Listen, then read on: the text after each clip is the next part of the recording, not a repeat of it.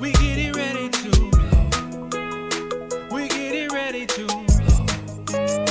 We getting ready to, so ready to, oh so ready to. I'ma go get it. We getting ready to. I'ma go get it. We getting ready to. I'ma go get it. We getting ready to, so ready to, oh so ready to.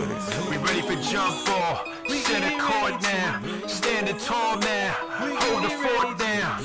This is showtime, more than sports now, more than crunch time. We rush like fourth down. I be taking wins, we don't mess with laws. I be taking wins, we don't mess with laws. I be taking wins, we don't mess with laws. I be taking wins, we don't mess with laws. We been on that paper chasing all that fashion. We been on that paper chasing what you ration. Been in the grind now, we ready for prime time, ready for shine now. Be ready to get mine. On the rise, all eyes up on us now. Blast off spaceships till the touchdown.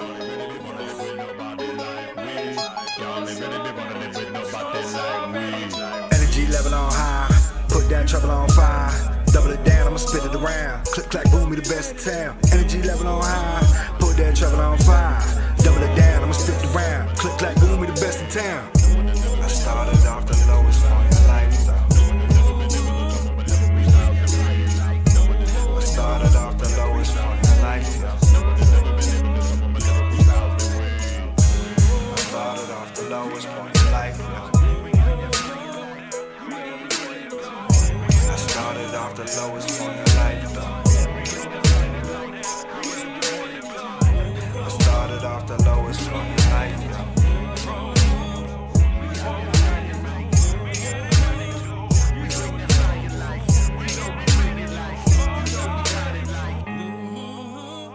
We getting ready to, so ready to, oh so ready to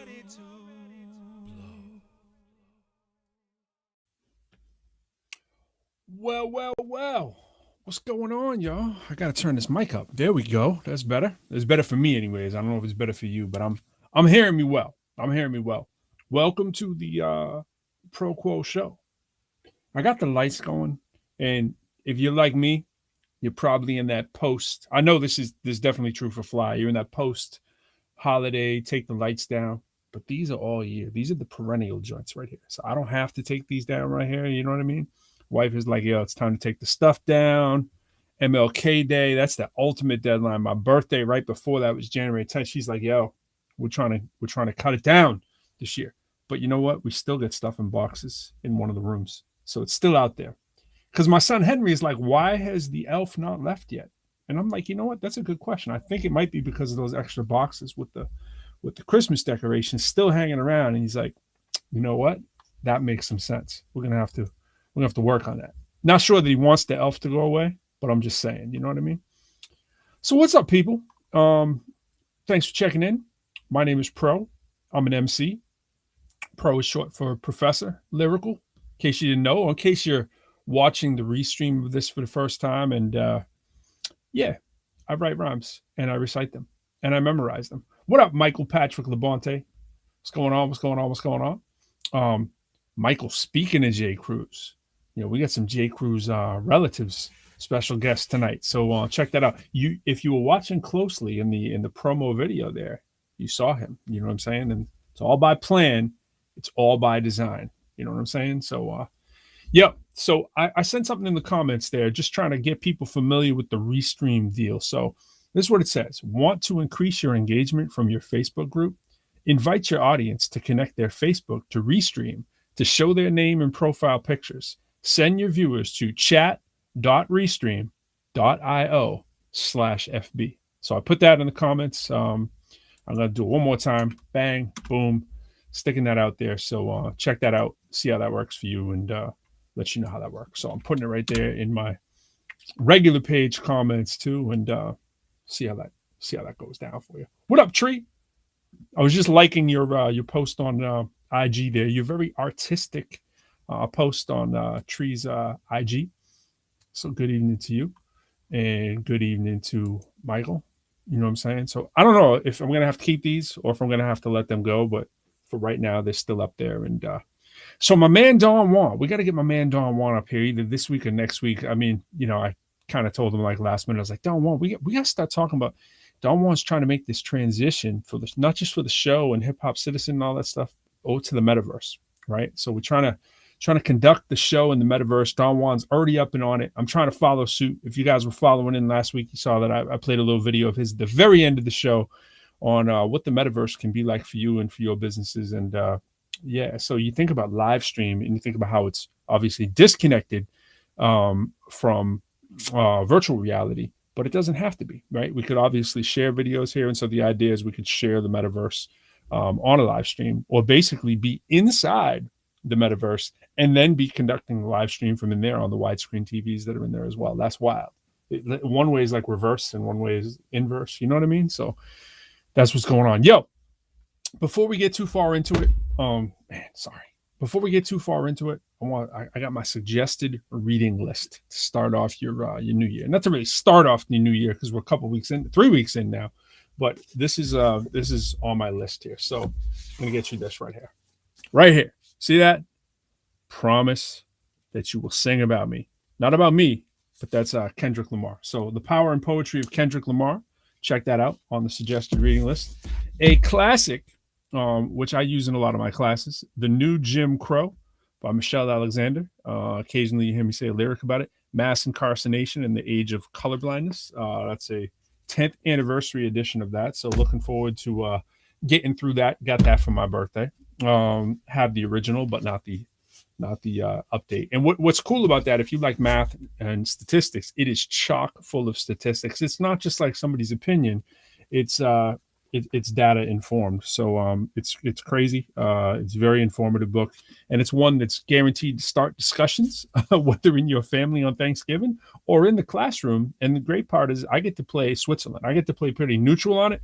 I just kind of be like, hey, here, let me just read this and see how you guys think. And of course I take selected pieces of it, but it can be inflammatory, and but it also can have you questioning how statistics can be used to support a point for good or for bad if it's not done correctly, right? Or that sometimes stuff is intentionally misleading, and you can really have a good conversation about it too. And the book gets into some of that and actually commits a couple of those kind of problems too, because in one case it might be talking about, I think there's a really big one in there that I've used before in my class. She has a statement, something about the amount of people that are in prisons today, or Black people in prisons today, or people of color in prisons, is greater than all those who are in slavery.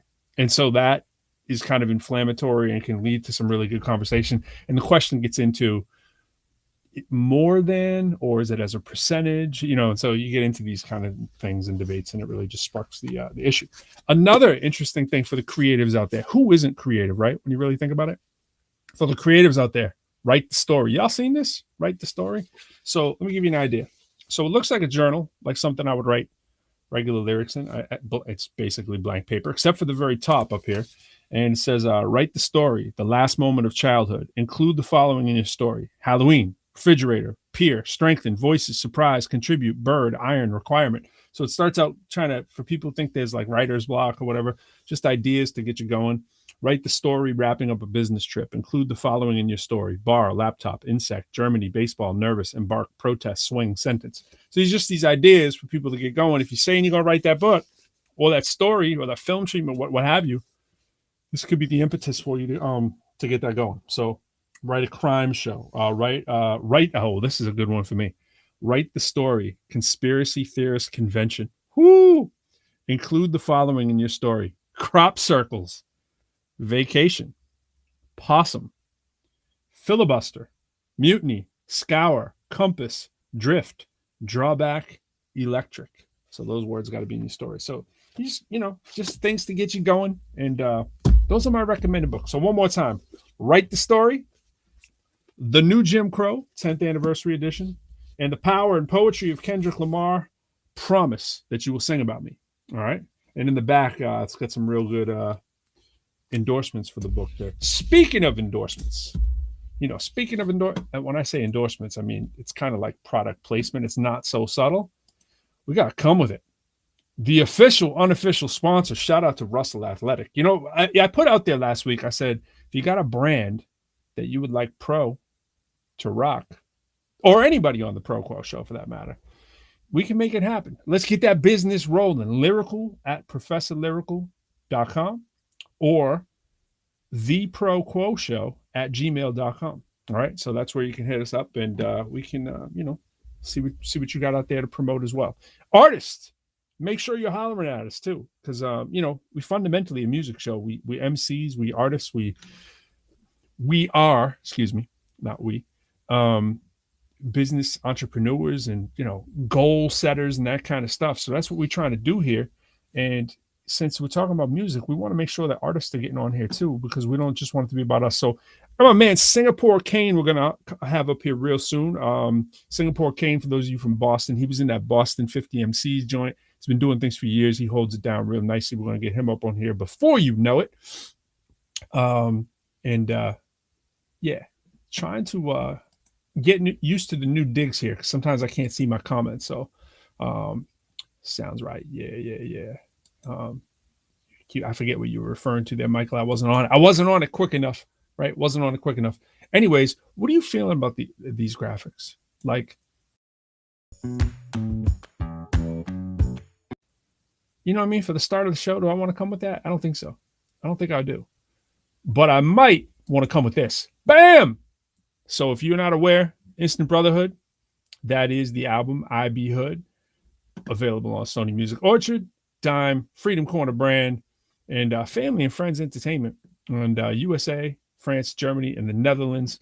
That's where a lot of the production comes from. Shout out to my man DJ Ice Mike, who was playing Grandma Stories today in his wildly popular room. Shout out to Birdhouse. Shout out to him, and just such amazing feedback on Grandma Story song. Just every time it gets played, it's just like just overwhelming for a lot of people, and in turn for me, because the song was very moving for Quo and I to write, because it's about sort of our legacy, right? Grandparents and the legacy that has been left for us, and then in turn we have our own kids on there as well. So we talk about those things and trying to share that with you. So personal joint for sure, but we want to make sure that that people understand that the album is not just feel good stuff. We'll get some joints on there like Freedom Corner, which is not just about the label, it's about the iconic Freedom Corner in Jackson, Mississippi, where Martin Luther King and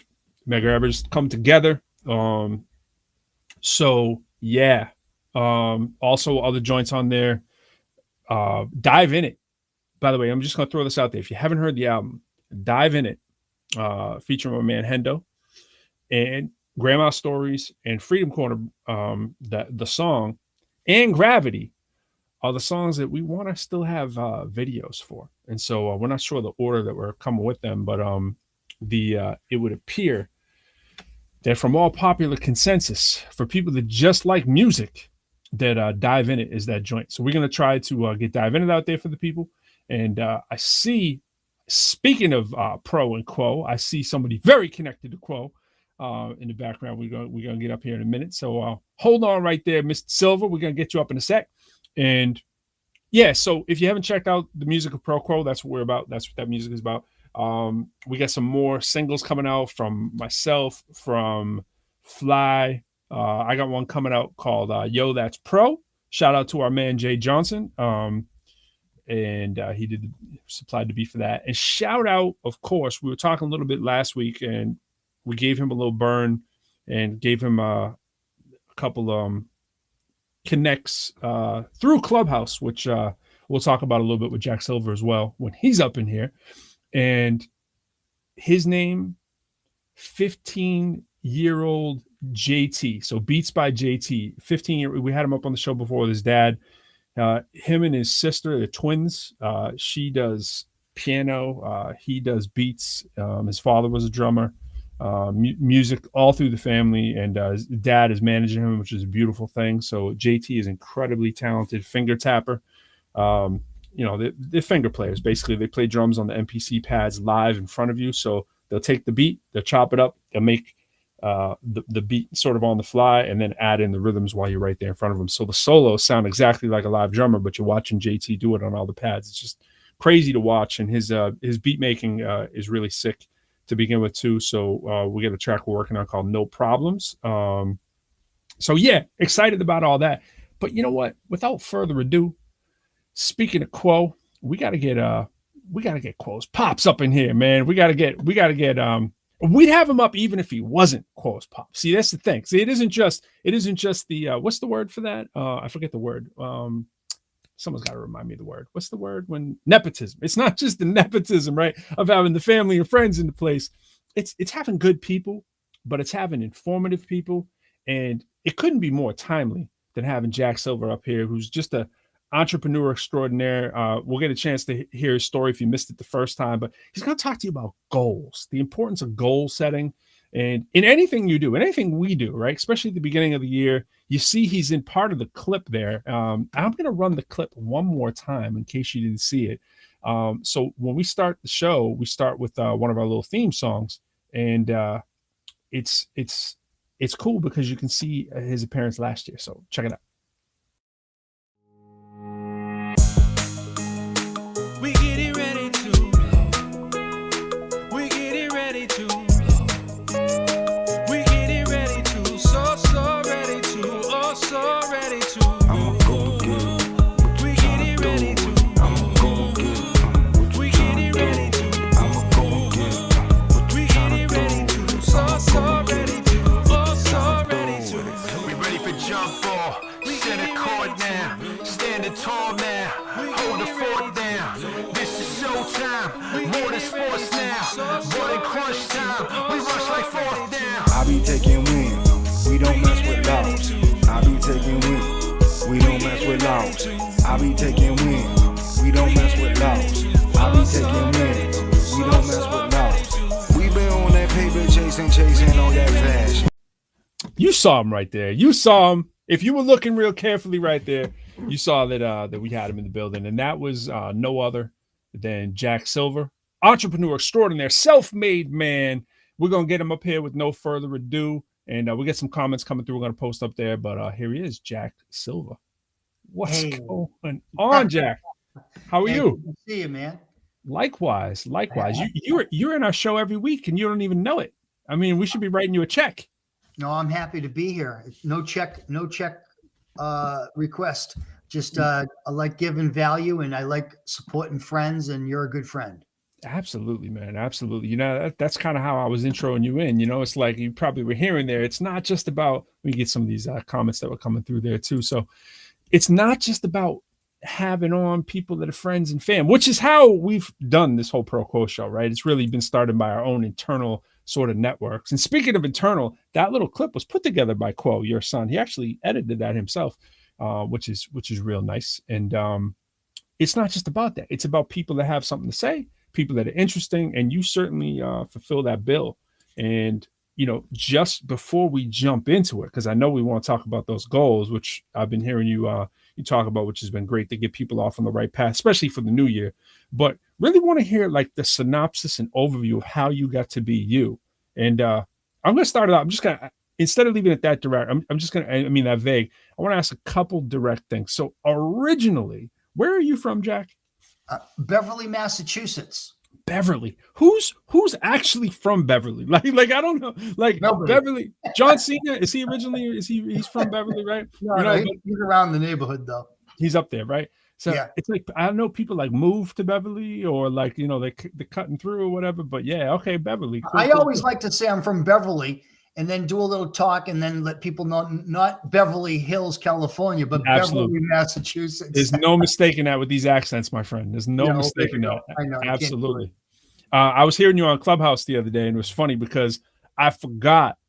I mean, obviously it's you, yeah, but I forgot, you know, like about the Mass accent. And it's funny because for a second there was someone else talking with you, and I was like, oh, he's got a Mass accent too. And it's like it was all this Massachusetts kind of accent. And when you're where I am now in DC, I'm in the DMV, right? Very Northern Virginia and Alexandria, and I spend most of my time in DC. It's like you don't hear it. And, you know, then all of a sudden you hear it sneak by and you're like, feels like I'm home again. So are your folks originally from Beverly or where were they from? Yeah, well, around the area, there's Beverly, there's Peabody, Peabody, Massachusetts, Right. and Danvers, Massachusetts. So that's where my family's from. Liberty Tree and the Peabody Mall, baby. There you go. It's all about Peabody and Liberty Tree, man. Back in the day. That's right.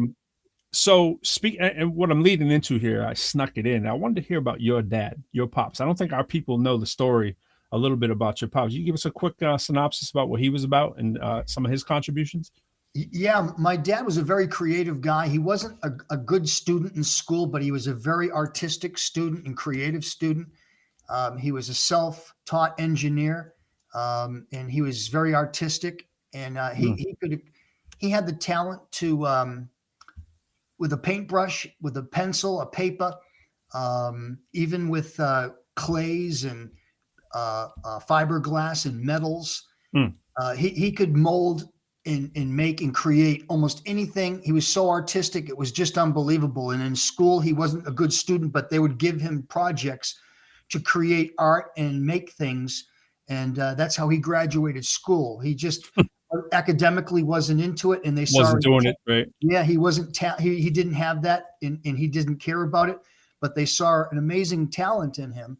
And at the age of 23, 24 years old, he was always into automobiles. That was his gig. He loved cars, and because he could work with metals and fiberglass, and he was so creative, he did really well with custom car design at an early age.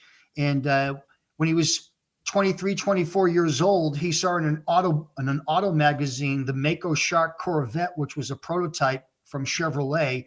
And he ended up contacting them, and they met with him, and they gave him the rights to reproduce that car. And he made handmade out of fiberglass with molds and out of Corvette parts, over 600 Mako Shark Corvettes. And he became a real star back in the day, creating custom Corvettes. And that's crazy. Really, yeah. And then from there, he got into other creative designs with other cars. He was on the featured magazine with Chevrolet and a national magazine. They recognized him. And so it made him a star in the day when you had to be an engineer or somebody important to make these magazines. And then in his late mid 50s, he did a creative drawing of a custom car and sent it into Chrysler. It was called. I know this story. Let him know. Let him know. The Mongoose, and he sent them the Mongoose, and he had connections there at Chrysler, and he followed up, and they wouldn't make the connection back to him. And one day he was in a Barnes and Nobles and saw on the Barnes and Nobles magazine rack the Dodge Viper, and that was the Mongoose that he created. And he ended up taking Chrysler to court. He won in the courts, and the judge gave him the legal right, and it's documented. John Silva is the creative designer of the Dodge Viper. So they stole that from him. And that was really the death of my dad. It caused so much stress in his life, because all his life he just wanted to be a great creator and work for one of the big car manufacturers. And unfortunately, it didn't work out that way. But, it's funny how things work out. And so today, if you go to John Silva or Mako Shark Corvette by John Silva, you'll see he has like thousands of followers. There's all kinds of cool stuff about my dad, but he was a real cool guy. That's crazy. That's crazy. that's quite the story, man. That's unreal. I've got to see that at, some of that at your house, and and Jay, of course, has told me, all about that. So it's just fascinating. I'm just glad you were able to share that, because you don't hear that kind of stuff every day. I mean, you do. Theoretically, you hear about the big guy stealing from the little guy, somebody just trying to make a nickel and dime and work together, get his little slice of heaven. And then the big shark comes along like, thank you, and then you never hear from him again. But to win the case, that's the crazy justice right there. I'm sorry, what were we gonna say? They settled with him, but they didn't give him enough money. And so it dragged out. But, I had to talk in short here, because there's certain things I can and can't say, but it's just an incredible story. And he was an incredible guy, a real great guy. That's amazing. That's absolutely amazing. I mean, and I'm assuming some of that, self made kind of businessman entrepreneurial spirit is kind of rubbed off into your direction. Is that maybe something that got Yeah, got yeah, you for going in your sure. path? And my Yeah. sons, and Right. a lot of our family members have that part of them in them. Yeah, absolutely. I mean, unless you see it, it's really hard. I mean, I think we all might have it in us. It's just we I think need so. that example, and you bring up the even talking about school. I think about that how often it's I do faculty development. I'm actually more of a faculty developer these days than I am a math professor, even though in title I'm a math professor. And so what I'm always racking my brain about is how to get faculty to enhance their teaching. We use the fancy words like pedagogy and hudagogy, just fancy words. It means how you teach. And, there's so much these days about in education, whether it's in K through 12 or higher education, about having that experiential learning piece, that hands-on, and it's common sense, right? That if you can't touch it and feel it, you really can't experience it. Like, in other words, if I'm teaching math and I'm just talking about math on the board, it's just a bunch of blah, blah, blah, right? It's like, show me what it feels like, touch, let me make something. And we talk about in education circles, we always talk about getting up to the highest point on the pyramid instead of asking kids to memorize and, do this rote kind of learn your vocabulary. Actually create something is up on top of the pyramid. We're talking about Bloom for education quacks, right? Like me. At the end of the day, creativity is what we do as artists, right? So it's like embedding that engineering or that art into whatever the subject you're doing really makes it come alive. And it wouldn't have lost people, maybe like your dad, if that was part of the standard curriculum. And Right. sometimes in history, you hear stories of the good old days, and it kind of was like that. And then the more you dig, you realize it's never really been like all about. It's always been about write your stuff on the paper, go up to the board and chalk, and this kind of system that really doesn't teach. It really just kind of reinforces social norms and traditions, and at its best it can, but it's so difficult to find these kind of curriculums that work, that also can be measurable. And that's the big thing. Now we have this high testing kind of situation in the world with Common Core, for better or for worse, and we're always trying to get faculty to like, oh, did you increase by 2%? Did you increase by 3%? Did they go up or not? And so how do you test experiential learning? Well, I'm like, okay, here's my birdhouse, let me see how it works. I built this birdhouse. You know what I mean? Like it did it fit? I remember in shop class building the cars, put little CO2 cartridges in them and that kind of stuff. But it's like that stuff's dwindling, and that's on the out at a lot of places. And it's like, how do we get these kind of curriculums? Like, if you can show me how to build a Corvette, what? You know what I mean? Like, man, I'm bought in. Yeah. But otherwise, kids are like, oh, like this in the classroom, and we're like, what's wrong? What's wrong with the kids today? And it's like, maybe it's not the kids, So it's good to see that kind of stuff have some space. And it's not an easy thing to wrap our head around. And me being in these education spaces, it's like, I don't think it's that hard to try to encourage young folks, right, to get their hands dirty or whatever. But if we're going to keep holding degrees as the big thing, right, like you have to have this degree, you have to have this degree, you have to have this degree, and employers keep asking for it, then we're doing kids a disservice by saying that you have to have all these academic credentials all the time, where Right. There's other ways to do it. So, and I'm saying this as someone who's in higher education. It's like higher Sure. education is the current way we do it is maybe not optimum, so it's like we need to reinvent ourselves as well. So No doubt. The systems do need adjustment. And we can see it in the people today. They're struggling because not everyone's built for college. I know I wasn't built absolutely. for college. My mom said, Jack, please go to school. Please go to college. Go to college. And I was not a good student. And I tried as hard as I could. I went for one day, and that was it. I was done. I knew immediately. I'm not wasting One day. any time. One day. Yeah, And that man. was it. Yeah. What do you remember what your first class was? What was it? A certain Dude, was no, it a I couple- don't remember even walking into the school. My brain was Wow. just in a different world. I was like, why am I here? I couldn't. I can only remember how I felt going in, knowing I wasn't in the. I can remember in the 5th or 6th grade, I think like the 5th grade, I can remember saying to myself, I want out of this. I don't like school. Like in the 5th grade, you know what I mean? And so I went to school for that's a teetering point right there. People laugh about that. I mean, my own son, he's in 3rd grade. His school only goes up to 5th. And then they put you in the 6th, 7th, 8th grade school. And 5th grade is that big kind of, 4th grade really is a huge metric in a lot of cities. In 4th and 5th grade, because kids start to kind of figure out a little bit maybe in terms of like, you know, is this going to work for me? Is it not? They start building their self-esteem or not, right? Yeah. And, well, my self-esteem didn't come from my grades. My brother Jeffrey graduated at Johns Hopkins, so I knew I wasn't an idiot. I just couldn't. It wasn't my gig. My gig was, and my self-esteem didn't come from academics. It came from sports, and I excelled as an athlete. And I liked seeing my friends. The social life was great, and having lunch with friends was a cool thing, you know. And art, absolutely. I love art too. No, I'm right there with you. I mean, like, you know, I try to tell people very honestly in terms of my size and educate. You know, people end up hearing the degrees or whatever, and they'll be like, "Oh, you must be I am not a traditional academic by any stretch of the imagination," you know. And I went to, you know, I did, my path was I was kind of floundering in high school in my junior and senior year too, because I'm a rapper. You know what I'm saying? Like, I'm trying to figure out a way, how can I make rap work for me, right? But then I was like, what is my other talent? And I don't get it twisted. Like, I liked school in terms of, I liked learning about stuff. I really always liked learning about stuff, right? But just like you, I'd sit in certain classes going, are you kidding me with this? Like, maybe not in 5th grade, but I was like, are you kidding me?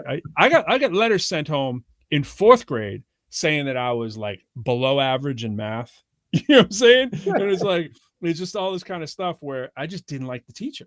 Yeah. You know, shout out to Mr. McEnany. But I just didn't like him. He wasn't a bad guy. I just didn't like how he was teaching the stuff. And I can't remember any of my teachers' names except for my football coach and the only teacher that gave me an A+. Oh, and that's a reward. Yeah. And it was in like oceanography or something like that. Wow. You know. Wow. And I can't remember. My wife knows every teacher from 1st grade on.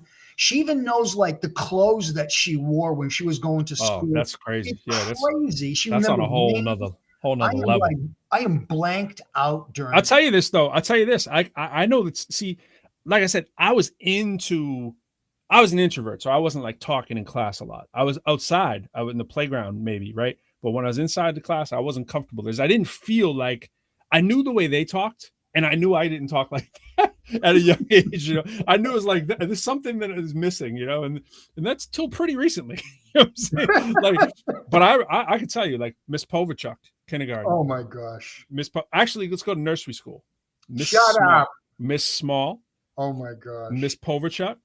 Miss Blandini. Well, Miss Blandini I had in kindergarten, so I skipped kindergarten. So Miss Small, Miss Blandini, Miss Povachuk, 1st grade, Mrs. Gray, and it was R. Gray, by the way, because then I had Miss J. Gray the following year, which was crazy.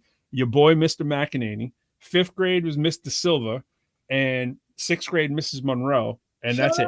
Once it hits 7th and 8th and 9th, you know, and you start having multiple classes. I remember like a smidgen of who I had, whatever. But check this wild story out while we're on education. I had this class that I was able to rap in high school, right? They let me do, it was called American Studies. And shout out to there's a lot of comments out here too, but I got to get to them in a sec. But shout out to people at American Studies. They combine history with English. And you know those dividers that they had in gym? We had one in our classroom too. So the divider, they opened the divider up and the other room was right there. So Miss Taylor was teaching her English class and Mrs. Coffee was teaching her history class. Oh my gosh. You combined them together, right? We had like 50 people in that joint and it was called American Studies.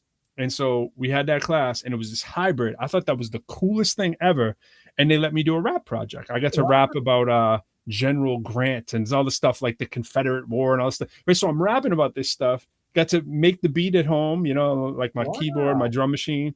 And I was like, if education can be like this, I'm bought in. So that's where I started. I saw I was floundering around that time, right? I hit that point, and I was like, if I can find a way to let me do this more, like in college or whatever, college is definitely going to be for me. And how can I use this math skill that I really wasn't super comfortable telling everybody about at that point because it was kind of nerdy and nerdy wasn't cool then. And I was like, how can I, for a rapper, right? It was like, how can I use that and bring it together? And they were like, oh, you should do business and marketing. And when, you know, they put me in an economics course my senior year, like this little economic program thing, late junior year. And then they were like, yeah, go to business. You're good at math. And I got bored in accounting, and then but I was able to switch into marketing, and it was like, you know, centered around music, and I was doing the radio station, blah blah blah, and that's what kept me in radio station, hip hop. Marketing was pretty fun for the most part, you know what I'm saying? Music. So it was like, if it wasn't for that, it was like the math was just skill. You know what I mean? It was just like the skill. It wasn't like wow, I can't wait to do math. You know what I'm saying? Yeah. It was just something, you know, you're good at for whatever reason, and then That's great. you just build on That's it. great. So I'm kind of anti education in a way, in the classic way, and it leads to people like yourself that are doing entrepreneurial kind of studies. I want to run this one thing for you and see what you think, and see what some of the viewers think. I want you to comment on this, right? And I talk about this a lot, that I sometimes I make these little videos, you know, we get on Clubhouse, we do our thing. You never know what's going to stick, right? So you might have 3 people in the room, you might have 4 people viewing your video, but you might have 4,000. You never know, right?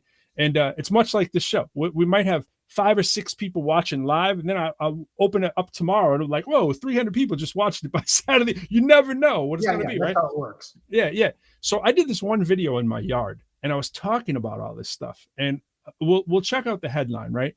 But I looked it up a year later because I saw this blip on my YouTube thing, and I was like, whoa, what happened? There was like 10,000 views of this video.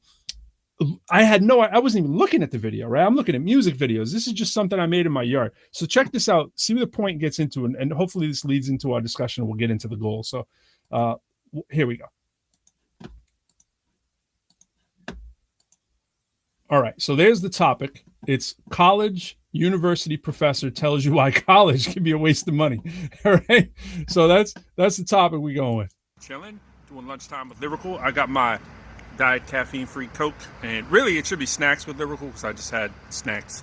So anyways, let's get right into it. I want to tell you why, as a college professor, I think that college is a waste of money. All right, so that's a little of a crazy title there. I figure I'd keep it as extreme as possible and maybe walk it back a little bit as we go. So here's why it's crazy. Most people go to college, or when you even say college or university, they think a big 4-year university with room and board away from parents and that kind of stuff, almost a vacation for the parents and the students in some points, in some places, depending on where you go. But the price tag now is anywhere from $60,000 to $80,000 for some of your top tier institutions. And if you multiply that by 4, if you're lucky, if you get out in 4 years, you know, let's say you're doing 70 times 4, it's $280,000. Your future you will be mad at you if that's the investment that you made for your future, if you didn't have some or all of that heavily financed. Meaning financed percentage free, meaning that you have no interest on that, right? If you had some kind of a low interest loan, perhaps on a very lower amount of money, it's tolerable. But how are you going to pay that back? If you don't have work study or an athletic scholarship or an academic scholarship or some kind of job that you can do that's really a good job, and that doesn't take away from your studies, it's kind of a lethal combination of things you have to do to make it worth your while so that you get the most out of that education. Really, if you're not wealthy, let's just be honest, meaning if you don't have a family that can just pay for it, how could you possibly do that and say that it's a good return on your investment? Now you can, I guess, if you hit the jackpot and you meet an incredible connection, and let's face it, that's what you pay for to go to these institutions, right? Schools like Northeastern, where I taught for 7 years, an amazing school, top 40 school now, you know, but it's co-op is really what drives that. It's got a co-op plan, and if you're not familiar with the terms, it's essentially an internship, a paid internship in most cases, for a year, maybe 2, that you can do while you go to college, and it lengthens the amount of time it takes for you to complete the college degree. But you go to work for a real employer who pays you quality money, $20, $30, $40, $50 an hour, plenty of engineers and business people working in great industries in and around Boston with the booming biotech market and the medical industry that's there, and high tech. Just an incredible opportunity, and Northeastern keeps climbing the charts because of it. And they're able to take the best and the brightest, and the GPAs and the requirements to get into Northeastern are incredibly choosy. You know, you got GPAs well over a 4.0 to get in. So who can really afford that? Who can do that unless you want to play the lottery and get lucky and you can afford to do that? If you can't, why would you do it, right? Your future you will be mad at you because you'll be saddled with debt that you can't hope to pay off. So my question is, why not a community college for your first 2 years, or maybe a state school for your 4 years, or maybe a combination of both, right? First 2 years at the community college, then transfer into a state, or really if you knocked it out the park and got those academic scholarships that you needed to get by showing improving in your first 2 years and getting a GPA like a 3.5 or higher, probably some money's going to be thrown at you. then it makes sense, right? You can go to those elite schools and maybe try to make some of those contacts from your peers, your faculty, the administrators, the people who come to your campus. It's probably very prolific if it's charging that much money. And of course, we understand, when it's not COVID time, the nightlife in some of the major cities, these colleges are in, like Boston, it's a destination city. Places like I'm out here in DC. I understand if you want to come to a major city, or you're trying to go to New York, LA, wherever, markets like San Francisco, what have you, Atlanta. But if you're not going to like one of those top tier kind of places to be, right, for the business world and their environment and the nightlife, it's kind of like, why would you do it? Your future you will be mad at you when you come back with all that debt. So my solution: go to a community college and transfer to a state school if you didn't actually kill it there either. Because really, I went to a state school. I went to UMass Lowell. I got my bachelor's and my master's there, and I went to Northeastern for my doctorate. And really, the last degree is really the one that people look at the most. I mean, of course, people are going to ask you about your bachelor's, but how you did it is a great interview point. If you talk about that, you went, the first couple of years, community college, you transferred. I mean, essentially, you played the game and you did it frugally. And that's what people are going to look for. Somebody who can save them money, make good decisions, show that they have some grit and determination. And it's a wonderful sell in an interview, as opposed to I went to an elite institution, just because I was able to, and you didn't kill it. So my argument is, if you're coming out of an elite institution with like a 2.3 to a 3.0, as opposed to going to a state institution, you can come out and kill it with like a 3.5, 6, 7, something north of that. Well, why not save your money and show that you can do it there? And there's an argument to be made that the GPA could even be a little bit easier if you start out at a community college, where you typically have people trying to show you the ropes of college in your first year, or if not two. That's what community colleges are somewhat designed to do, right? It's not saying that it's easier, but they're showing you the ropes, so it becomes easier for you when you learn these things if you didn't have the cultural capital going in. The classes are going to essentially be the same, but you might have better access to your faculty than you'd have at some of these more elite institutions. So think about all that, wrap it all up, and think about, do you want to pay 10 years? Do you want to pay 10 grand a year for 4 years, maybe 20 if you do a state school or so forth, and you're even if you're dorming? Or do you want to, eat that up in one semester at an elite institution? Think about it. All right, thanks. Very good. Very Thanks. good.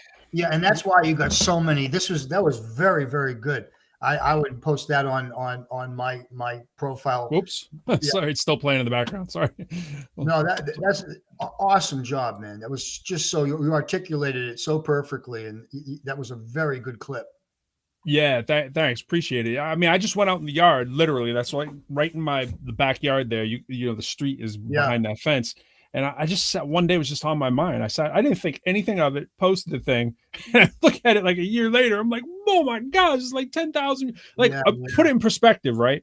Our Final Fire video that Jay and I put out as our single, right, has just hit 10,000, and we've been promoting that thing like nobody's business, right? That thing took like 6 months to hit 10,000 plays, and most of my videos, like the average video that I have, it might have like 3,000 plays over like a year. I'm saying, I'm like 10,000. I'm sitting on my bench with no sound quality. You know what I'm saying? Just it definitely resonated a nerve there. But big time, and exactly what I was going to say. It hit a nerve, and it's so accurate, so true.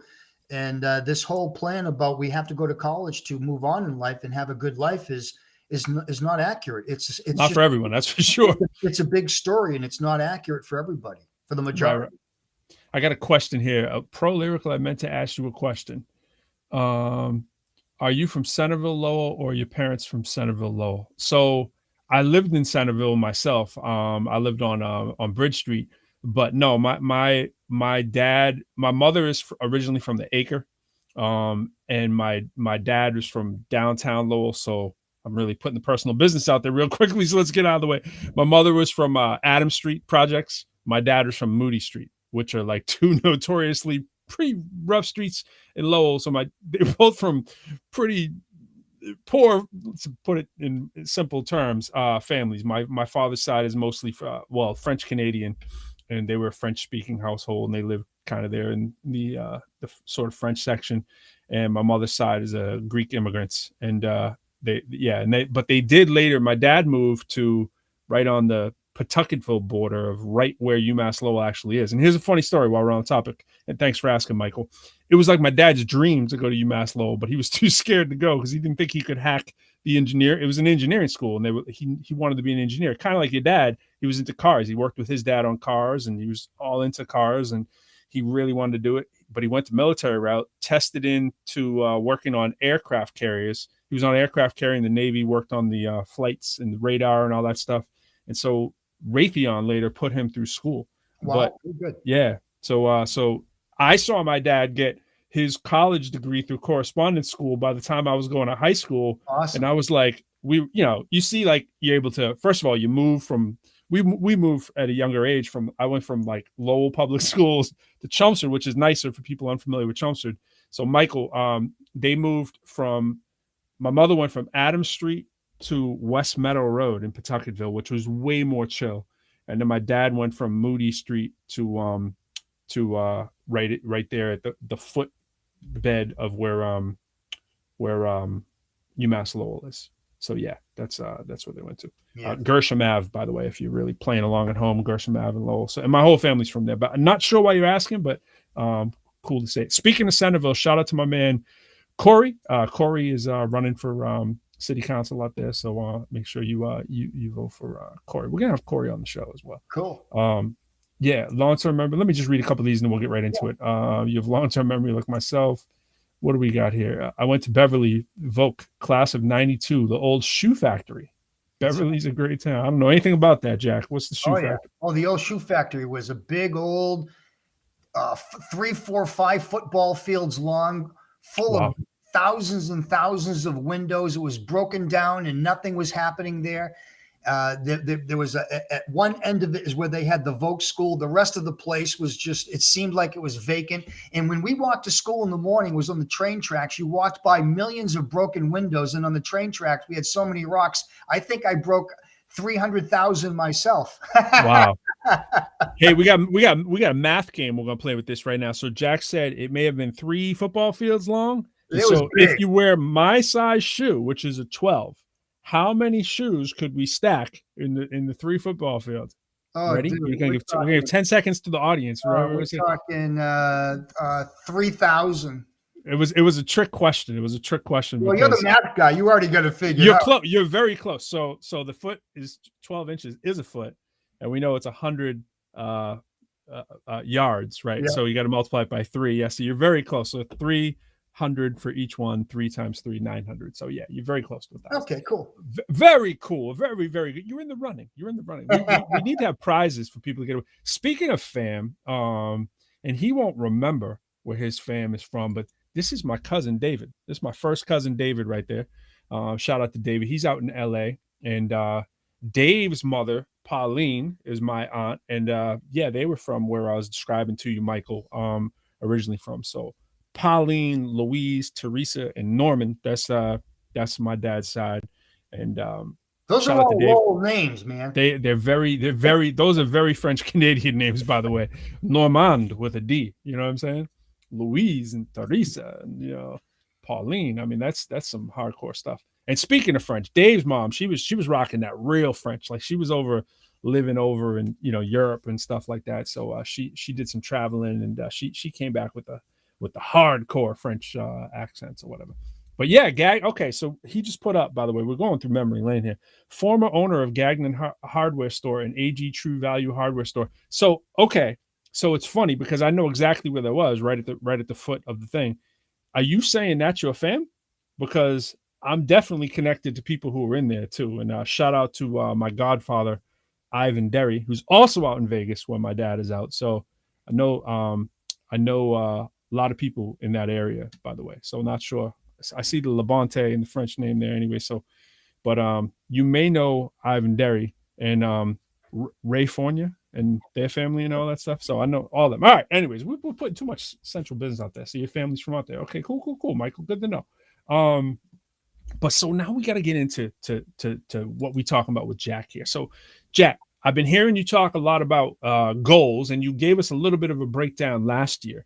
You were trying to get people on point for the new year, that clip that we have of you up in there, talking about trying to keep people on point and like what separates people that are failing from people who are succeeding. and I want to hear your take on it. I've heard a little bit of it, but I want to get it for all the people here because I think we need to start off the new year right. So you wanna hop in and let us know what we got to do to be better with our goals and making things come true. Sure. And just a little background on myself. For those that, well, no one knows me, Mike, you know me. We're buddies. I had a business in Lowell, and that's how I met Mike Labonte. And but this is, just so you know, Ivan Terry's his uncle. That's my godfather. That's crazy. Yeah. Oh, really? Yeah. So you just put that right there. Cool. But distribution is my talent, and I love consumables, healthy consumables. I've done over $100 million. You got to specify that these days when you say consumables and healthy. They can be all kinds of things. Consumables are a big business, because after they eat it, they need more. Yes. And I'm glad you're getting. Thank you for going back into the background too, because I wanted to get that. So I'm glad you're prefacing with your background. Sorry. Yeah, and so the distribution network that I've developed is just with lots of people from all walks of life. So I had to learn how to deal with people and how to work with people and help people to set up goals. So it was a big part of my life for over 30 years. And so what I've discovered is that there's, goal setting is something that not all of us do, but I've always done all my life. A lot of people are into goals, and every year people set up new goals. I look forward to the new year because, you can close the doors on the past, move forward to the future, and it's just like a refreshing start. And there's certain absolutes that I picked up working with people and having good mentors. One of the mentors, my personal counselor for 13 years, the great late Jim Rohn, who's just an awesome philosopher, a great person in terms of business leadership. And you can go to Jim Rohn, ROHN.com, JimRohn.com. There's some awesome material there from Jim that he's passed on to the world after he's gone, off to heaven and stuff. And thank God for. Was he a Herbalife founder? Was he like a founder or? No, Jim Rohn was just a business philosopher. And the company we wanted to, we needed a person that could help regular people without college educations, help us to think and think in terms of principles and concepts to help people become successful. So he was very educational, informational, and he taught us how to think to be successful. Mm-hmm. And he taught us, I didn't even know what a concept was until I met Jim Rohn. I didn't know what like strategies and tactics were until I met Jim Rohn. Mm-hmm. But he was just there to teach us to think like successful people think, that didn't go to college, that didn't have an education in business and stuff like that. And so a lot of the stuff that I picked up that I'm going to share with you, I picked up from him, but also in my own experience working with people. And, in my business, anybody can get started. You don't need a college education. I didn't have a college education when I got started in my business. I just needed to come up with like $100 to buy a distributor kit and be a representative in partnership with a manufacturer. And that's what got me into business. Unfortunately, because anybody can do that, there's a lot of people that are not educated, or fortunately, there's a lot of people that didn't go to college that are able to do that. And now they're in business for themselves, and they have to work and they have to represent the company, and they have to, be a good business person, and they have to have a plan to do well. So I was taught how to teach people how to set up goals, and I'll share it with you. And I've shared this over the years, and I'm talking in shorthand so it doesn't go on forever. But a goal, we were all taught when you have goals, you write them down on a piece of paper. That's all important. Everyone, you should write your goals down. That's all an important thing to do, because once you put it on paper, they say it's just that much closer to you actually achieving it. It shows that you're serious, so you write down your goals. But the problem is a lot of the goals that we write down are not something that we have to have no matter what. So here's my point. If you're going to write down goals, if you have goals for 2022, that goal that you're thinking about in your head, or you write down on paper, the most important thing is this. If you're going to achieve that goal, you have to make sure that goal you're putting down is a goal that you have to have no matter what. And if you have to have it, you'll achieve it. It's just a matter of time.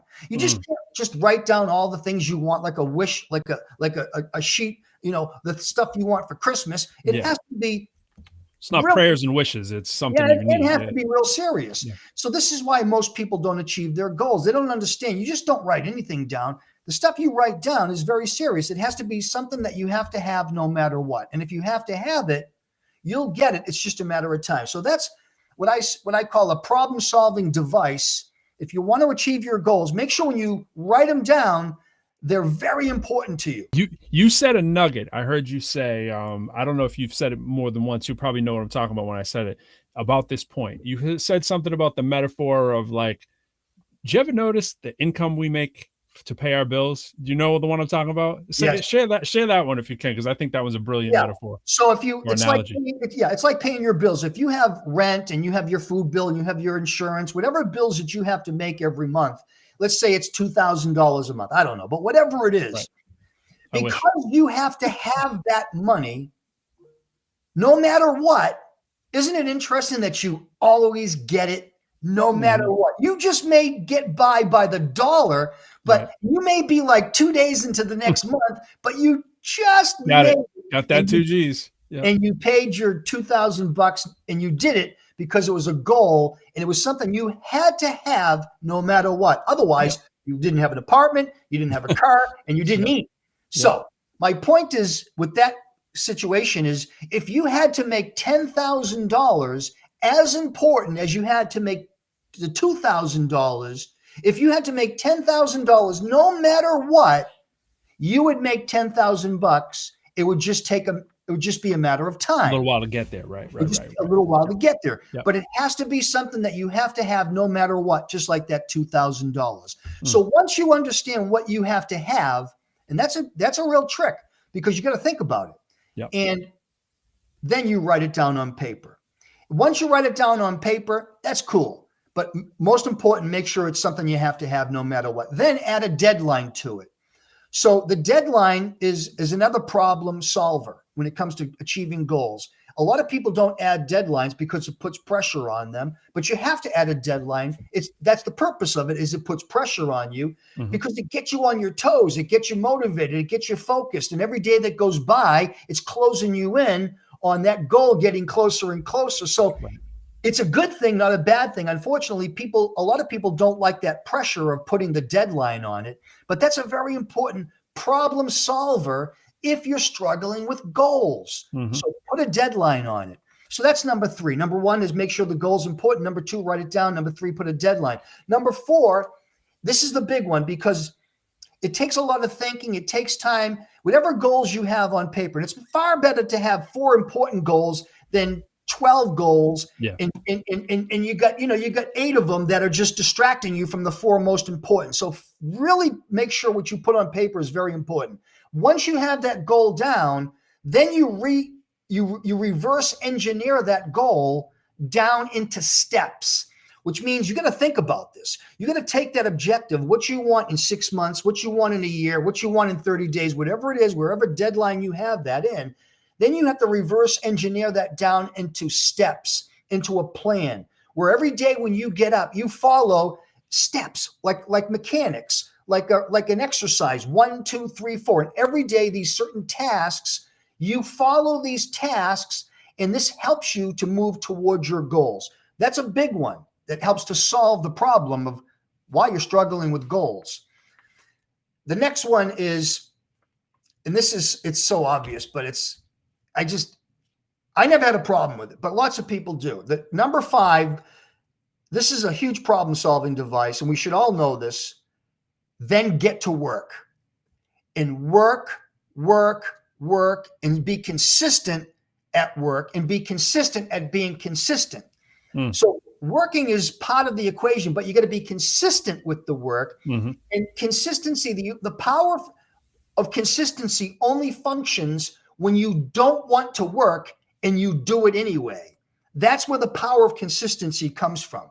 Because when you're doing it, it comes easy. The power of consistency isn't in your favor, but it's those days when you don't want to do it. That's where the power of consistency comes in. Absolutely. Yeah. So this is a huge problem-solving device. Listen, I went 15 years of my life, I never turned on the television. And that was from 25 to like 36, 37, 38 years old. I never watched television. And I wasn't distracted by anything. And I worked till the sun came up, till the sun went down. And but it built me an awesome business. So that's a huge one. And it's obvious we need to work. But a lot of people struggle with work. They get distracted. You know, they're taking too much time off on the weekends. They start the weekends on Friday, and they're not on Mondays. They're all messed up from the weekends, and they're just thrown off track. I mean, I didn't have much of a social life when I was building my business. Number 6, and this is a big secret when it comes to goal setting, is you have to have accountability devices, whether that be like an accountability partner that you report to. I never had one of those, but if you can have that, that's great. Like a mentor, that's a cool thing. But I was taught to use a gauge sheet or record what you're doing. But I used a gauge sheet, which is like, here's a gauge sheet. You got one right there. I got gauge sheets all over my office. Now, I've used these gauge sheets for 30 plus years, and I have gauges on almost everything I do. And a gauge sheet is vertical columns. It's a whole calendar, a whole year on one sheet of paper with the days of the month and the months, and it has little boxes next to the number. So, you know, today's the 20th, and next to the 20th is a box. And so, for example, I did my Clubhouse talk today, and I have a gauge sheet on my Clubhouse talk. And after I did the talk, I put in the box the number of members in the box. And every day I do a talk, I put the numbers. That sounds a lot like your lifting background, because I know you did the bodybuilding and stuff. You must have been used to doing kind of the same deal, right? Yes. Probably made you very successful for that reason. I still gauge when I exercise, because what happens if we don't do this, we have a tendency to lie to ourselves, not purposely, but the mind plays tricks on us. Like, I'll tell you what happens. Like, I missed a day last week, right? And I went to my gauge sheet and I put the number. I checked off the box that I exercised, and the box below that was blank. And I'm like, "Are you shitting me? I know I have done that. Yeah. Let me check that in." And I didn't. And it's because I got distracted. Something happened, and I missed that day. So what happens when you use a gauge sheet and you look at a whole year? What this does for you, it edifies really who you are. You can't lie to yourself. But it also builds self-esteem, because when you see, it builds your self-esteem, and you see your strengths and your weaknesses. And if you don't do this, you will fake yourself out and always tell yourself you're doing better than you are. Absolutely. So use a gauge sheet, or at least record what you're doing daily in a journal. So that's a huge problem-solving device to turn your dreams into reality. Another one, number 7, is you got to fix and refine daily. And what you're fixing and refining is your attitude. What you're fixing and refining is you're watching your gauges. What you're fixing and refining is maybe after a month, you have to go back to a goal that you're really not working on and say, you know what, this is just a distraction. Get rid of that and focus on the important ones. And so you're always fixing and refining. And sometimes you have to do this hourly, but it's a self-awareness that you have to have. If you're going to turn nothings into somethings, you have to follow. This is like the total package on how to make goals a reality in your life. Number 8 is a question I ask myself, and it's built in me. If I do this, blank. Now, if I do this, like this, for example, everybody knows how to get fit. Everyone knows how to lose weight. You don't need to go to another seminar or read a book or get a course or burn more calories than you take in. Eat well, exercise. That's how you lose weight. Get up to nutrition, drop the crap, and you'll lose weight. Now, you know, if you eat well, cut out processed foods, exercise, stay consistent, you're going to lose weight. You know, if you do that, you're going to get the results you want, but you don't do it. So you have to always ask yourself, if I do this, blank. So when I say to myself, if I do my Clubhouse talks, if I go to the gym, I know I'm going to stay fit. I know I'm going to look better when I'm 60 than I was when I'm 50. I know when I do this, I'm going to grow my business. I know if I do this, it's going to be the best thing I could do. So just keep asking yourself that question. If I do this, blank. If I do this, but then remember, if you don't do it, what that's going to work on is going to work on your lack of self-esteem. You're going to beat yourself up. So here's my point. just freaking do it. Just do it. Right. That's about it. So number 9, and then we're done at 10. Number 9 is the big. There's 2 words that are so important when it comes to goal setting: is understanding and believing. And these 2 words are the biggest. The biggest separation between winners and losers in life, the ones that achieve and the ones that don't, is the in between understanding something academically and believing it. We think just because we understand something, we believe it, and they're miles apart. You got to be careful with when you think you believe something. Most likely, you probably just understand it. Right. And unless you're doing the do daily, you don't believe it. You only understand it. And every day that you go to the gym, you may understand how to get fit.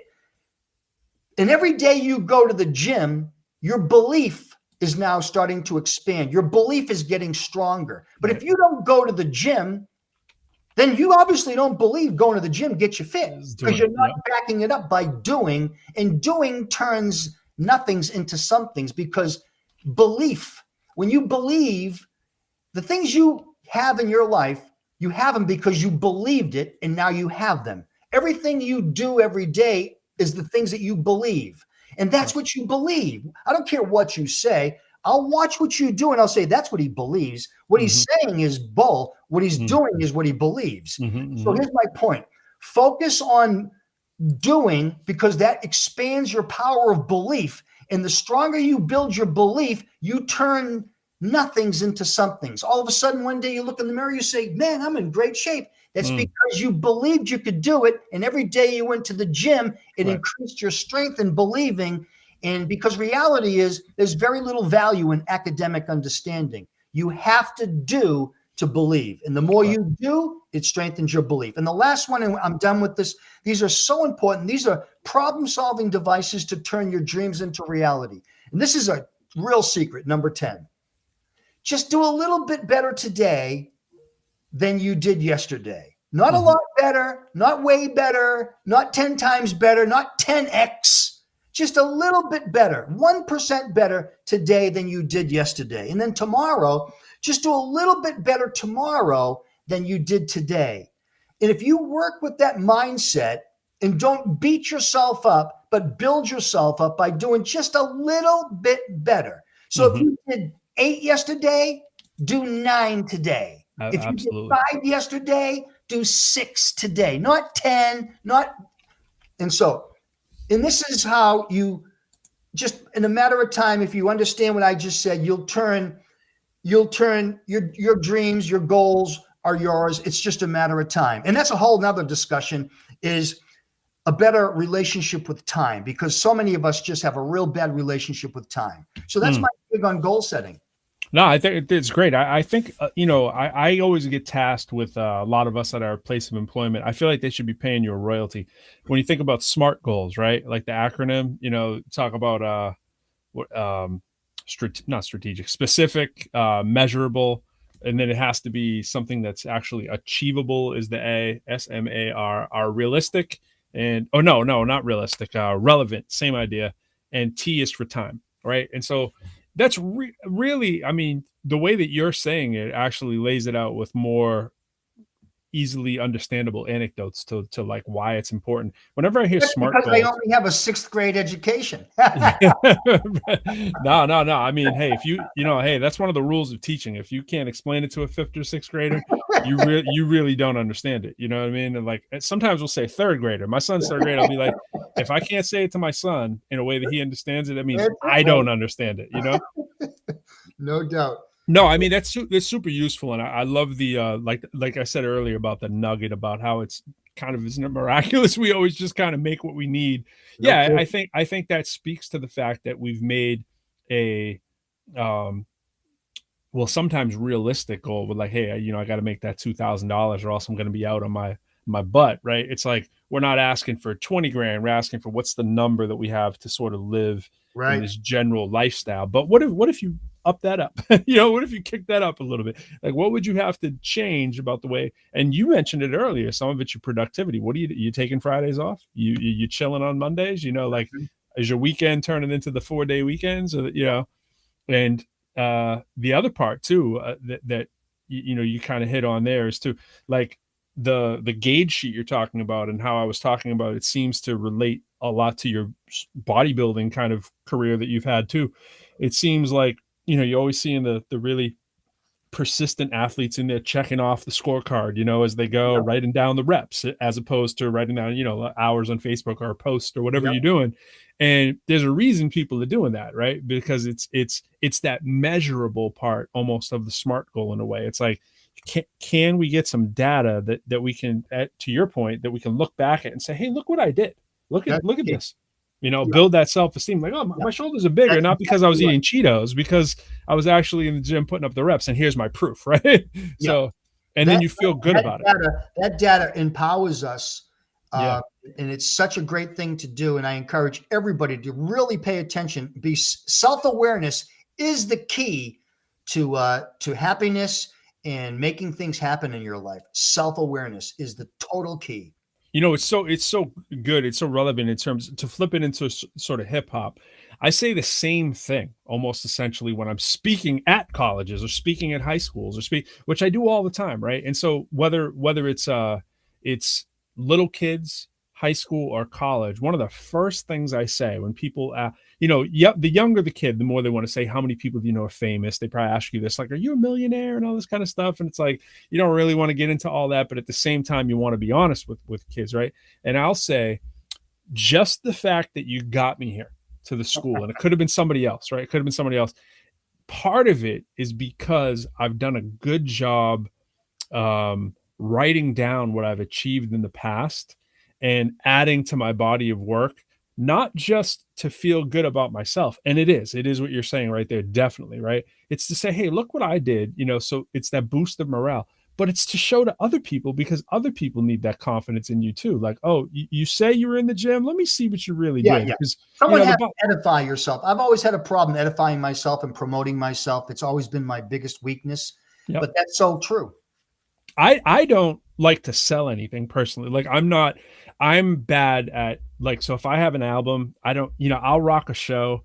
There'll be 20 people standing around trying to buy albums and I'll probably sell 4 of them, because I'm busy talking. I'm not really a good salesman at the end of the day. I'm a performer, an artist, and an educator, right? A salesman is like, I used to stand outside with my stuff and sell it. I used to make a rule. I would say I'm not going in the house until I sell 20 albums when I came out with my first album, right? And it was just, I so believed in the product that I was like, you need this in your life kind of thing. You know what I mean? Yeah. But internally, I'm not really a big salesman. So what I would do, I'll show you this real quickly too. I do this on our site. So on let me see if I can find it here. Where is it? Oh, here we go. So this is Professor Lyrical's site, right? And so you can go to it. You can see about ProQuo. You can see about XCal, the group or whatever. But here under the About Pro, what I keep on the bottom, I always keep it somewhere on my site. In a way, it's almost hidden. I should probably advertise it more. But for people that need to know, I say just go down here. And what it is, it's a running log of all these sort of college and corporate performances that I've done that I want people to see and that I want myself to see too. And in other words, someone will say, hey, have you ever done actually right here at Bristol Community College, I was the Gateway Program guest speaking of it. I have it dated, chronicled, a lot of these are the links to it. Yeah. And look, and it's still, and there's a reason there's that many on there. And some people will say, like, how do you get all these gigs? Well, I keep track of them. I advertise them. I can look them up. I also have a file of the flyer when I did it, the audio that I did, if the audio goes with it, so I'm pretty organized around the stuff. So if someone says, hey, have you ever done blah, blah, blah? Yeah, just go to my site. I'll send you the link, you know what I mean? And you can go kind of look at it. So on one half, that strengthens the belief that people have about who you are. Yeah, right. You've accomplished that. You've done that. And so when they see that, they believe you. Yeah, you go, okay, you got receipts, you documented it. But it's also, to your point, it's that building that confidence that, right. Okay, look at what, like, I'm not just wasting my time going to the gym in the morning. I'm not just wasting my time in the studio look what happens as a result. And if you don't, and this is to knock myself, for years, I still don't. I'm really bad at it. I never record anything. I've done millions of shows and I have like 8 videos. You know what I'm saying? I get but it's so terrible. I don't have pictures. I don't have all this. But Terrible. I'm terrible with that. I'll go do this massive show, right? And like 7 people know I did it outside of the people that were there at the show. Oh. But I'll have the little line, I'll have that there, but I didn't bring the camera and I didn't bring the video, whatever. I'm getting better at it, but it's like, it was sort of my Achilles heel. But at the end of the day, some people's whole world is smoke and mirrors too. There's a lot of that. Totally. Like, there's a lot. Yeah. And so there's like, I did this and I did this, and they might have a clip and it makes it, look like, they were hanging out with the biggest person in the world. And really it was like 2 seconds or whatever. And, we all kind of have to, promote ourselves and market. We don't want to say, hey, the show sucked. Of course we want if there's 50 people, you want to make it feel like there's 500. If you sold 20 of product X, you still have to congratulate yourself. Yeah. And, not, hey, it wasn't 200, but it was 20. It's starting to your point. Sure. Let's hit 21 tomorrow. You stay consistent. People give up a lot of times because it's easy. One of the biggest regrets I have in life, if I could change one of the most important things that I really messed up on, was not documenting and not taking pictures through my 30 years of being an entrepreneur. I didn't take the pictures either. No, I didn't take the pictures either, man. I mean, like, people will go like, how do you have no video then, no picture? Well, I always say this. I was competing, Jack, against people who had big budgets and big entourages and could afford. And I'm like, can I get my man to come with me on the show or whatever? You know what I mean? And it's like, you don't have anyone left to take the video, So, yeah. But that's it. Hey, interns. Yeah, I get you.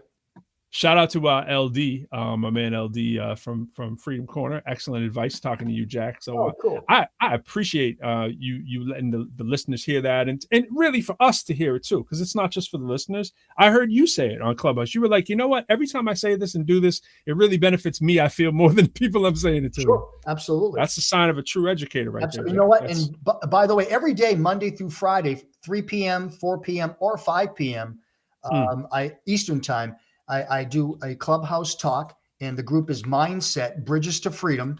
And the theme is 10 reasons why people struggle setting their goals. And so every day, Monday through Friday, feel free to drop in, join the group. I started it on Monday, and I'm looking to, of course, grow my Clubhouse talk. And I'm excited about Clubhouse. I think Clubhouse is one of the greatest things that's ever happened. I have you to thank. Humanity, I mean, in terms of I have you to thank. I wouldn't be on there if it wasn't for you. I tell everybody that when I get on there, I'm like, people. I was on there today, and people were talking about Quo and I, one of our songs, and I was like, yo, I wouldn't even be on. I say it all the time. I'm like, I wouldn't even be on this platform if it really wasn't for Quo and his pops. I was like, I had to kind of be convinced. I was like, yeah. To me, it's just, and to a lot of people still who won't go on, and I'm telling people all the time, it's just one more social media app that we don't need. Yeah. You know what I mean? And to me, I'm like, get rid of all the others and keep this one. You know what I'm saying? Dude, you know something? This is Clubhouse. You will meet the people on Clubhouse that you could not meet in 5 lifetimes. Right. And you can go down the hallways and find the talks that you enjoy and that you want to participate in. It is just the greatest thing ever. I think it's going to be a huge, big plus for education to the world. I think it's the biggest thing that's ever happened. I'm having trouble conveying the message to other educators. I've had a few people who are my colleagues who have got on there. A couple were already on. And for the most part, I go on all the education rooms. I'm in there all the time. Yep. I have my little, we call it homeroom, we have this morning thing where the educators go to, and on Clubhouse.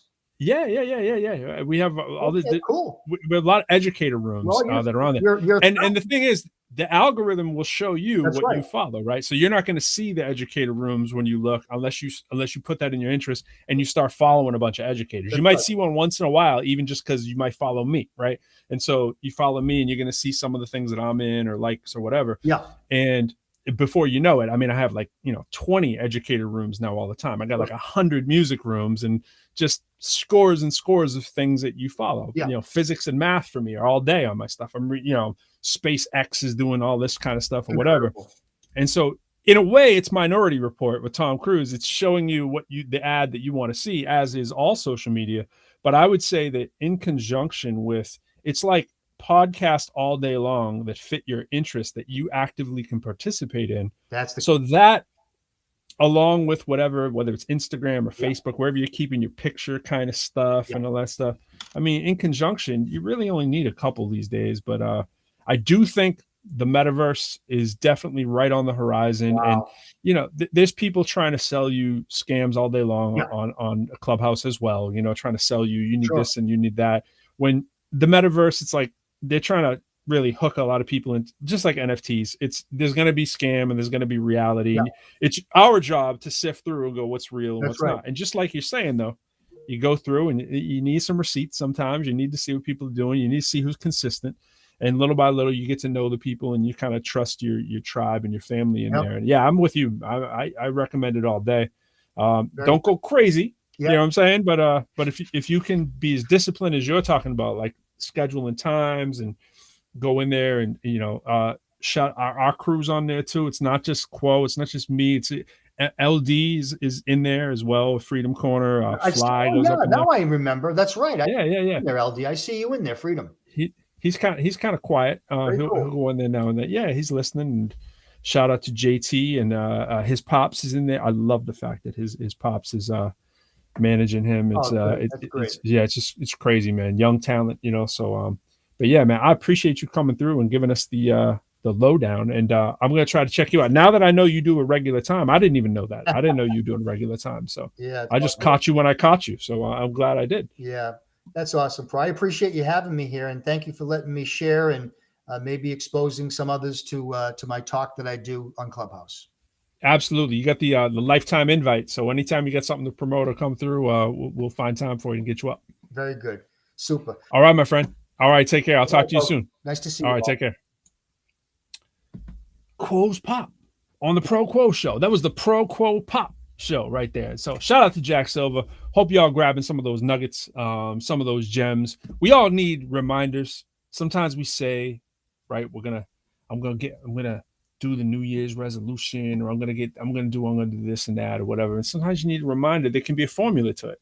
I like formulas, you know what I mean? And you heard Jack, he got 10 kind of steps in there, some of which you probably have heard and said, okay, yeah, I can get with that. And others, maybe not. He put it together and that regimen has worked for him. And he's being very humble in terms of things that he's accomplished over the years. And by sticking to regimen, you saw him there. He's whipping out the gauge sheet. He's got it like right on the desk. You know what I mean? He's not playing around. You know, he's like, this is how I get it done. So, you know, entrepreneurs out there, it's not to say there's only one way, but that's a way that's tried and true for him. And so, appreciate him sharing with that. And hopefully, like most people that have a method and a plan, that he can also capitalize on that too, because you don't want to give away everything either too. So he's just giving you the tip of the iceberg. And I'm sure if people want to hit him up more, maybe I don't even know this, but I'm assuming maybe he's got some kind of more in-depth program and maybe, you know, you pay for his time. I'm not sure how that goes, but hopefully, because you can't survive just giving out free stuff all the time. You know what I mean? But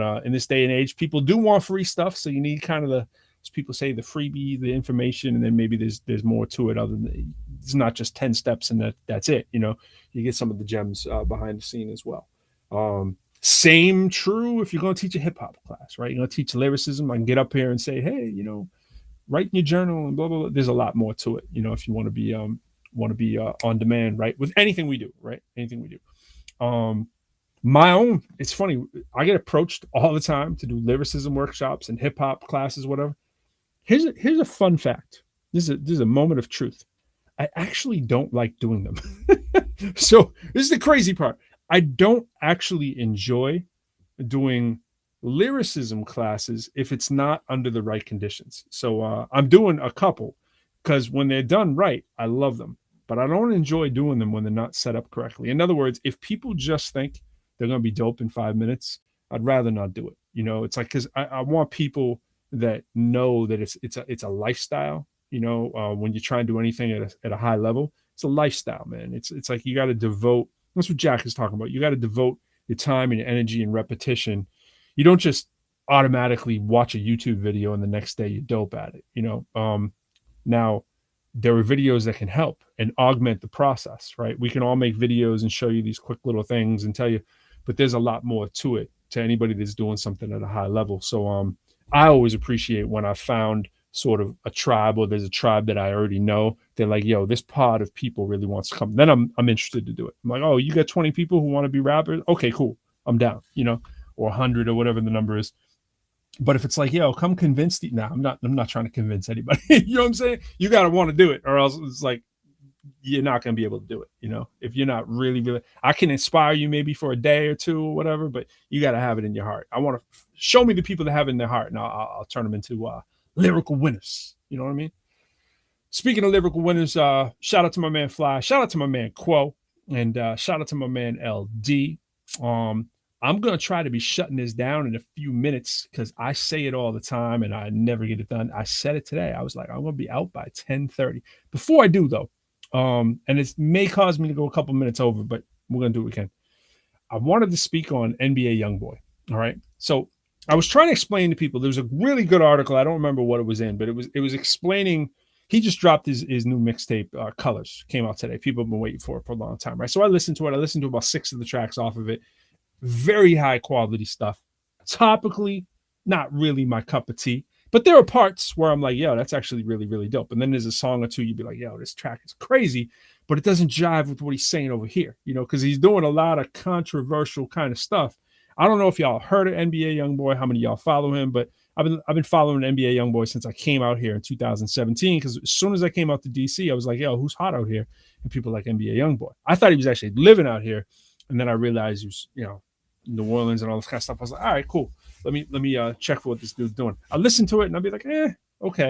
And then I watch another video and be like, okay. And little by little, I'm like, okay, I get what he's doing, right? I get why he's pretty popular. Now, dude, his popularity, here's the crazy thing. It's like an oxymoron, right? How can a dude who has rivals the streams of some of the biggest pop stars, I'm talking Taylor Swift, right? Rivals the stream money of a Taylor Swift, right? It's crazy. That if I walk down the street and ask 100 people if you ever heard of NBA Youngboy, they ain't heard of him. Because I didn't hear of him until I moved here in 2017. It was the first question out of my mouth. I was like, yo, who's popping here? Who's DC checking for? And I was like, NBA who? You know, that was in 2017. But I'm doing the same thing all the time. I'll be like, yo, you heard of NBA Youngboy? People are like, no. Now, if you're 25 and under, the chances are a little bit greater, right? And if you follow hip hop and you're 25 and under, then it's like 90% chance you're going to be like, yeah. But if I ask you, give me 5 like MCs you're really checking for right now, if I ask that to high school age or college, NBA Youngboy is going to be right up on the top of a lot of people. Now, here's the thing. Content, most of the content, is it the kind of stuff you want your 8-year-old hearing? Absolutely not, right? Musicality, off the chart, right? Beats, off the chart. Some of the stuff is ridiculous. The messaging and what's going on right now with a lot of the, you know, shootings that are taking place, and we don't need to get into all of it, but when we have more time, we'll end up talking about it. But it's like he's putting some interesting messages out there, and he spread some money on the floor and talked about, like, you know, you're going to die kind of stuff. And then on the next one, he's like, yo, be safe, that kind of stuff. So some crazy stuff going on out there. And shout out to people that are getting it done, that are making that money off streams. But the bad side of that is, for every NBA Youngboy, there's a million other artists who think they're going to make that kind of money, you know, that he's making off there. And he's got these tensions out there with, you know, I can't remember all the rappers. I know Lil Durk and the NLE Chopper and all that stuff, but there's all kinds of people who've been taking shots at each other or whatever. And so anyways, he's got some beef stuff out there. And anyways, it's just, yeah, it's interesting. So, to say the least, I'm trying to find the picture that they posted. Yeah, you expletive gonna die. There it is. And then it says be safe on the next picture.